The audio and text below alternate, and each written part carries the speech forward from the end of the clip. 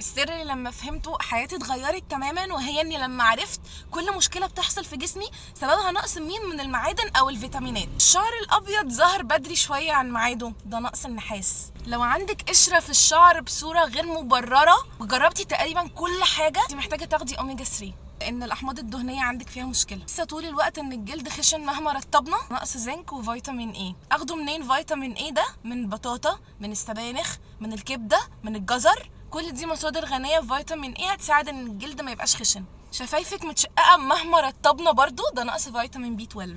وهنا كل بروتين كتير، كبده، لحمه، سمك، لبن، جبنه، كل الحاجات دي غنيه جدا بفيتامين بي 12 وهتساعدك من غير سكين كير برودكت سعره غالي وفلوسه هتترمي في الارض، لان مش هو ده اللي هيحل المشكله. المشكله الاساسيه جايه من جوه. بدا يطلع لك بقع بيضه على ضوافرك، كمان كانوا بيقولوا لنا دي انيميا، بس هي في الحقيقه ده نقص زنك وحمض المعده فيه مشكله، فظبطي اكلك. روحي هاتي شريط اوكتو زنك من الصيدليه وواظبي عليه كل يوم. بس في ابسط من